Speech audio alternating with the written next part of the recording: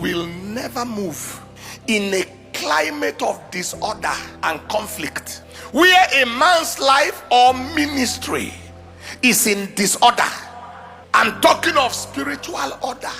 God can never move. Verse 2 of Luke chapter 2 says, Annas and Caiaphas being the high priests. And the Holy Ghost said to me, just pulled me back, because at times you want to read and go fast. Say, the high priests. How many high priests exist in the Old Testament per time? No. It's like saying the popes. The high priest is one per time, consecrated in Israel. One per time. Only one high priest. When God spoke to Moses, he had that he should consecrate Aaron as the high priest, and then his sons will be priests.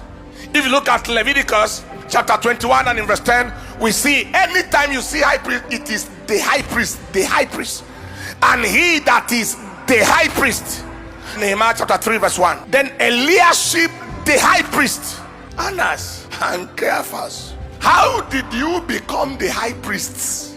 I became very, very concerned, so I decided to check who among these two was the actual high priest. So I realized that when Jesus was being crucified, the Bible said they delivered him to the high priest, and the high priest was the one who delivered him to the Sanhedrin for crucifixion. So I looked and I saw in Matthew 26 verse 57, and they that had laid hold on Jesus led him away to Caiaphas the high priest.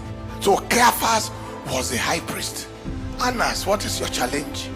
If Caiaphas is the high priest, what are you struggling? Okay, who is Caiaphas? And now look and saw in John chapter 18 verse 13 to verse 14. And they led him away to Annas first, for he was father-in-law to Caiaphas. father-in-law, which was the high priest that same year. This is father-in-law interference in ministry.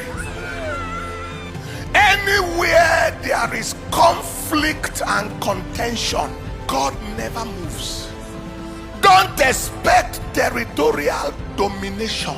If you seek to contend with anybody,